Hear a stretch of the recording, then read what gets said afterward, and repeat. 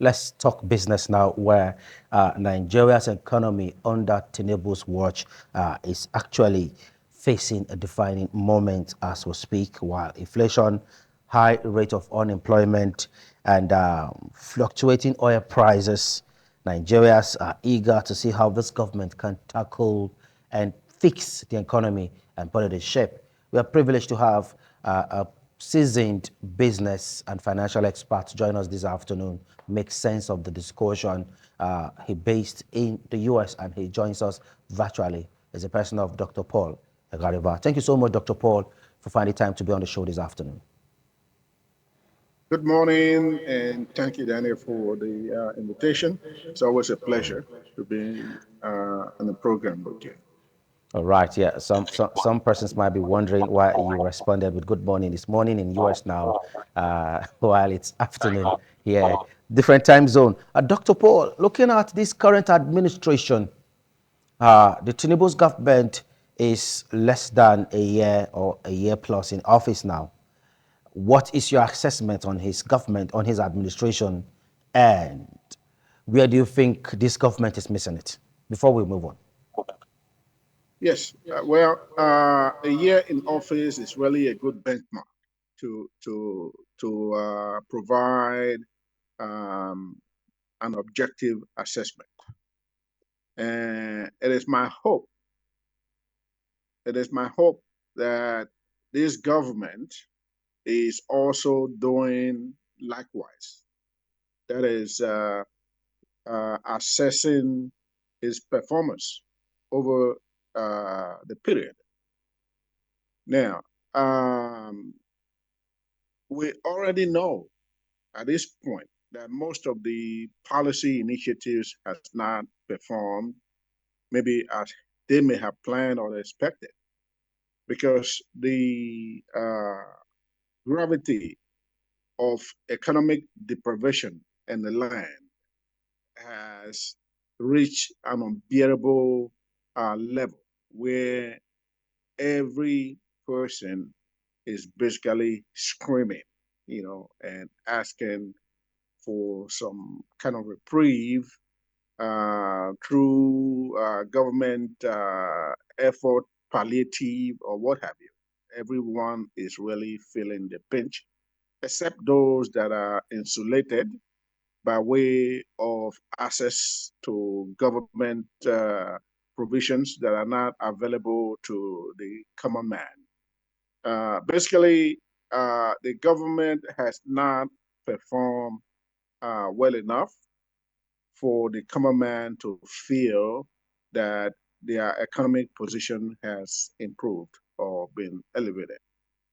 So at this point, I think there's a need for redress and returning back to a reset position to introduce policies that will really affect the people. Now, the removal of fuel subsidy on its surface was a good strategy that a purposeful government will embark upon. But the flaws in the system were not curtailed. So the removal of the subsidy uh, essentially aggravated the ills in the economy, the failure in the economy, and just reduce the the level of economic satisfaction um, in the country, where every person now is basically suffering because the price of petrol affects everything, everything. The production sector, the consumer sector, the government sector, the working people and non-working people alike. Everyone gets affected by just that singular act. And I think it's high time there's a reset, a reevaluation to really implement policies that will sort of bring a turnaround. Okay, let's quickly look at the government again. To an extent, like you have highlighted, petrol price is about 100, 1,300, 1,400, depends on the area. And just of recent, Dangote Fuel has gotten permission to sell directly to marketers. And some stakeholders are saying it's a crisis in the Middle East that is making PMS unaccessible in the country. So many contradiction or contradicting statements. But Nigerians are at the receiving end. Everything is on the rise. Transportation has increased. Inflation is hitting everyone. What should the government do at this point? What is the short-term so-called that they can put in place to help bring down the pressure on the people? Well, first, we should not try to rationalize the problem that is being uh, experienced in a country at this point. If you were to look at what is happening in the Middle East as impacting the inflation in Nigeria, I would say that we are not being honest because there are other countries that are not equally impacted. The price of uh, petrol in Libya is less than 20 cents a liter. So why are they not being affected? Because there are situations happening in the Middle East that is not favorable. Probably Nigerians are not sincere with that statement that the problem in Middle East could be one of the reasons why we're having a shortage in PMS supply. Take it up from there. Yes, I don't agree with that assessment. I just believe that it's another excuse for a problem that has subsisted over time. Now, we have other countries that are not experiencing that problem. So why is it peculiar to Nigeria? Libya, for instance, has said, you know, the cost of a liter of gas is less than, it's around about 15 cents a gallon.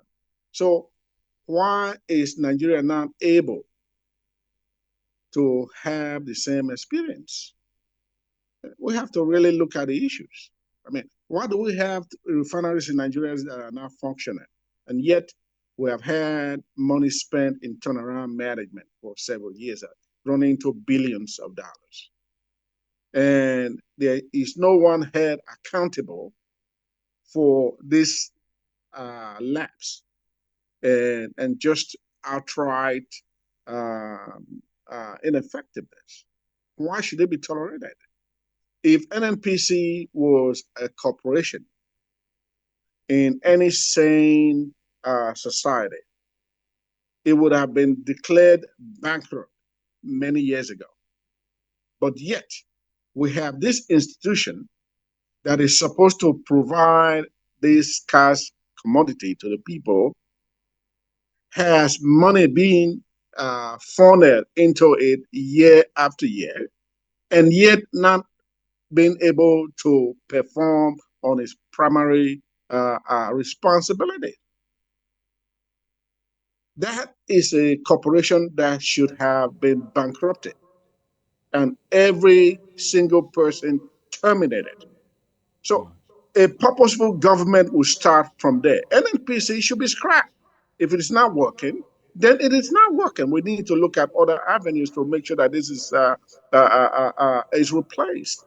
We can have refineries that can't refine oil. It is just ridiculous. It's unheard of.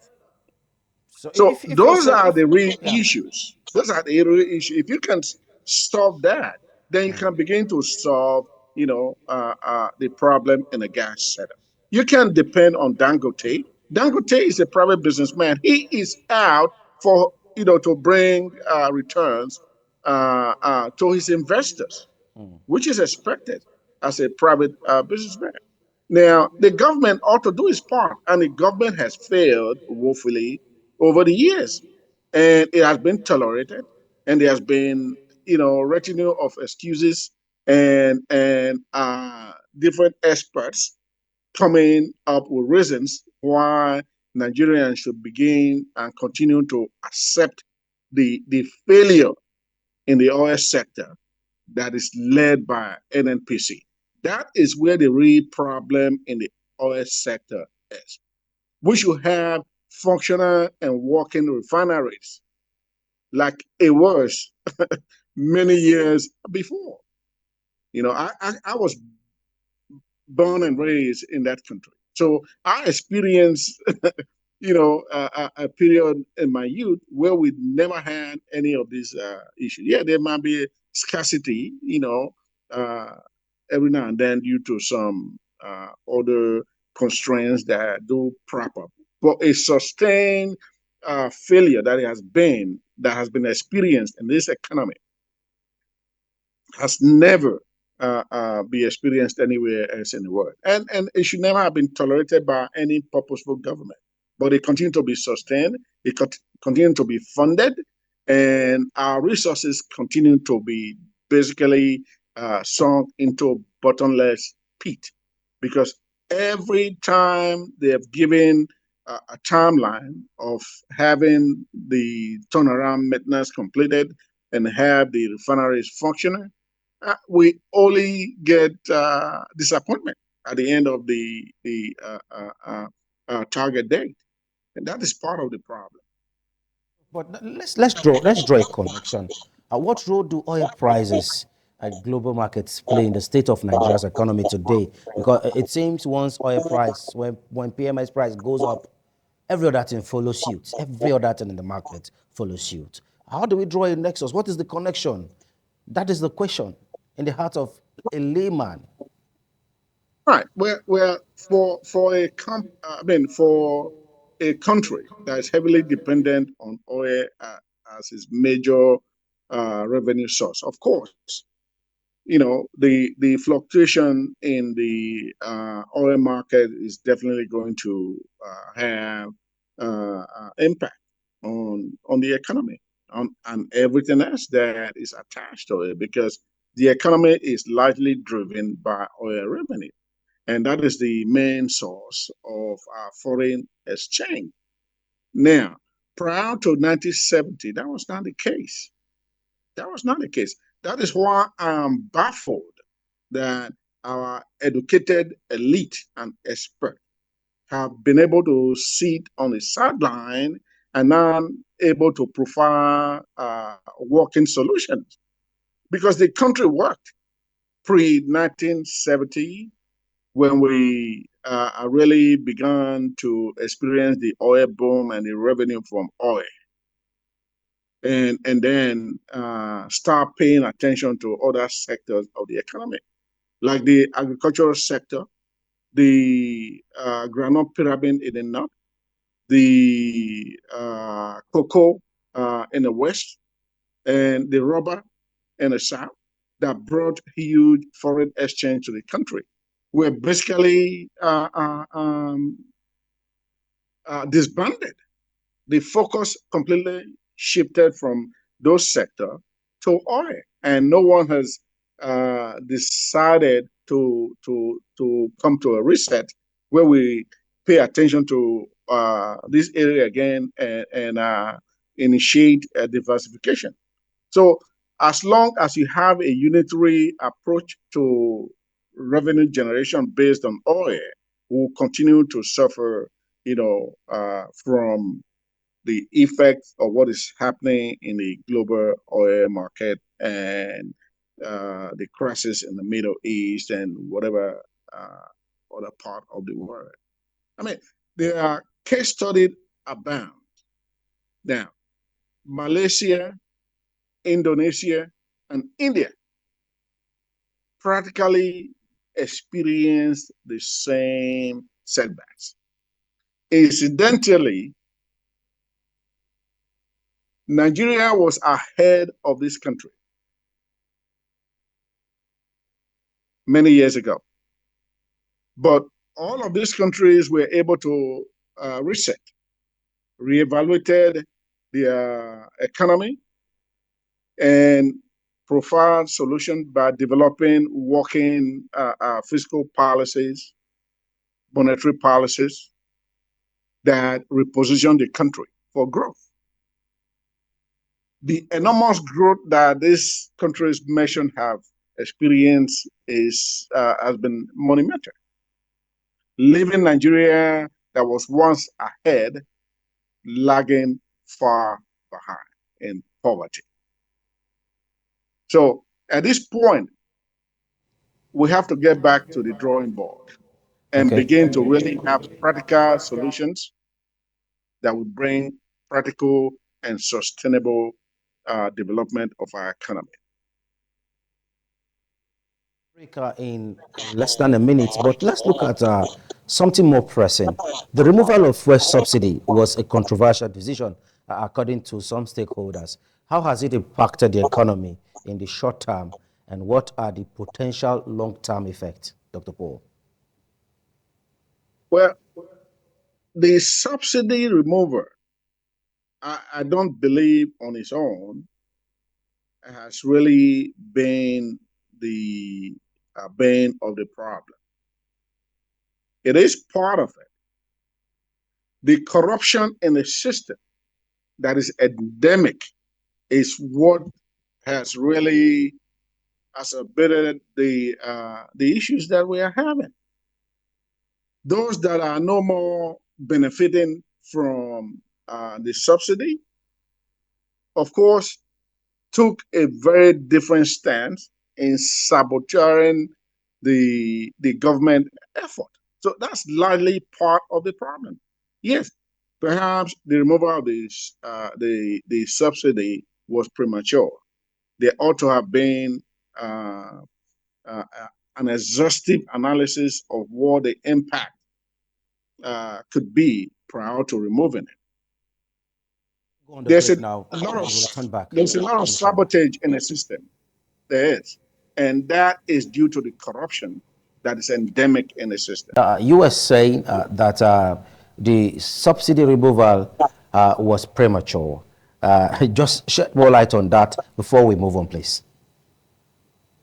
Yes, I think it was premature. I don't believe that enough study and analysis was done prior to its removal because uh, the problem that immediately emanated should have been envisaged and mitigating strategies should have been in place. And it's obvious that that was not done or not done sufficiently enough to have cushioned the effect because when the subsidy was removed, the problem immediately ensued, and it has not. There has been no succor since that day one. So those are the things that we need to begin to look at, and the corruption again is a big part of the issue. There ought to be a strategy in place to really tackle corruption at all levels. At all levels. That means at the individual level, at the corporate level, at the government level. Corruption needs to be tackled because it is, again, part of the problem that is creating the unbearable economic condition in a country. There's just too much corruption. The local government level, there's corruption. The state government level, there are monumental corruption.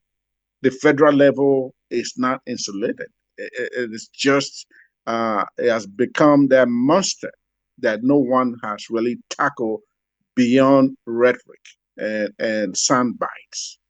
But until we institute, you know, policies and actions that really have a way of detecting and punishing, sustain punishment that is not people sensitive.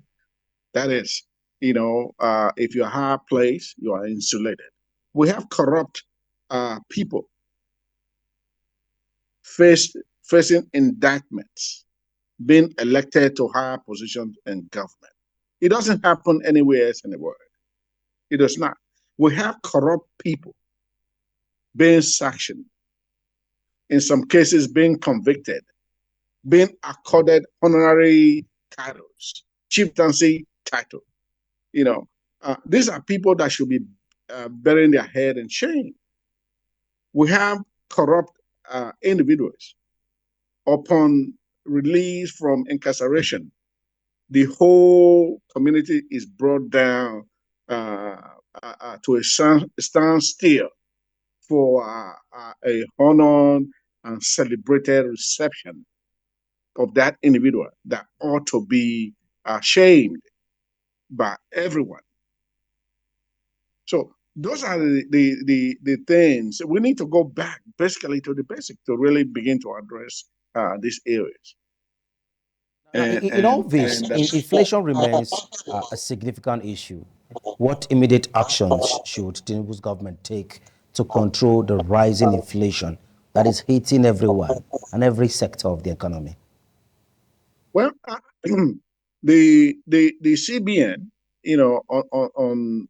on his face value is has initiated several monetary policies, to curtail that. But unfortunately, it will not work because again, the basics are not in place. You can't simply wish inflation away when you have not addressed the basic problem. Being able to stimulate the production and manufacturing sector, being able to stimulate the growth of the small businesses, being able to redirect the focus from the concentration of habitation in the urban center, leaving the rural area practically becoming desolate. Now, the rural area, for instance, provide a huge anchor for the urban area because this was where bane of agricultural production came from.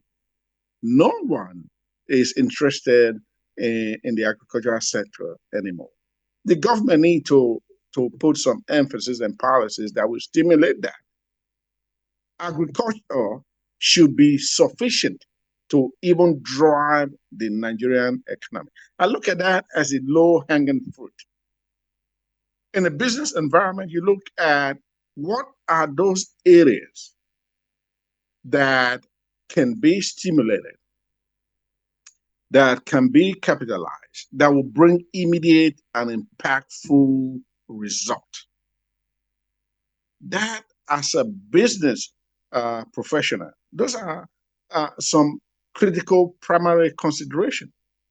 So, in the context of Nigeria economy situation at the moment, agriculture should be that low hanging fruit.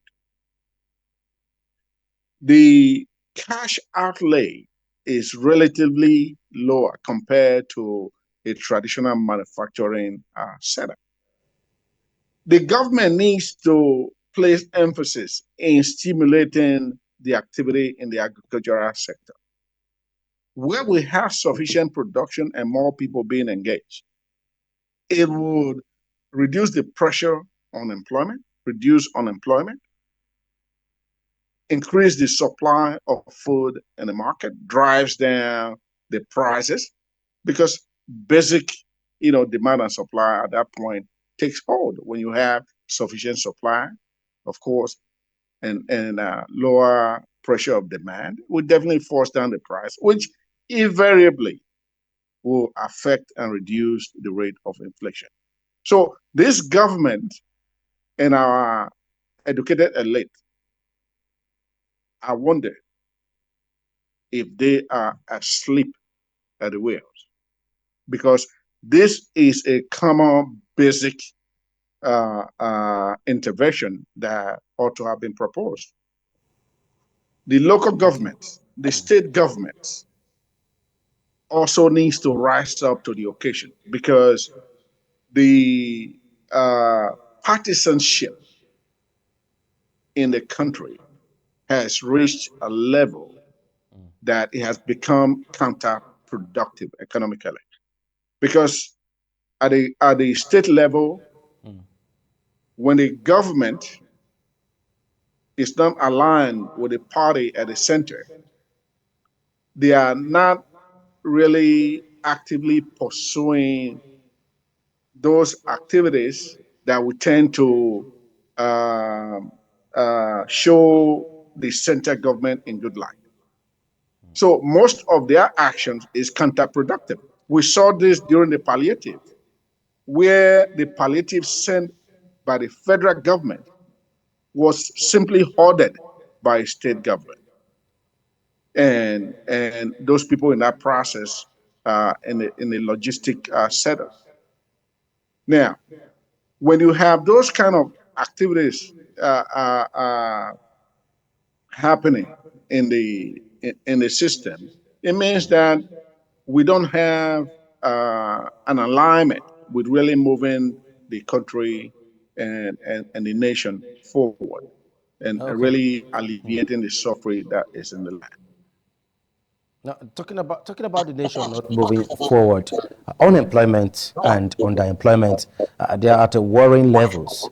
How can the government stimulate job creation and support small businesses in this challenging environment? Well, first, you have to understand where we are as a nation and the population demographics. Nigeria at this point, well, blessed is actually a blessing and a curse, depending on the perspective. Now, to be so heavily populated is a blessing because with that, we are so blessed with enormous human capital, vibrant workforce, and growing workforce. The demographics of the 1 to 24-year-old of the population in Nigeria is right around about 65%. And that is an enviable population position to have in the global scheme of things compared to uh, other uh, uh, aging nations like China that probably would have wished to be in the situation of Nigeria in population terms. Now, the problem lies is what is the government doing to really cater to this population? You have to prioritize education because they need to be able to access quality education and be prepared to be productive citizens.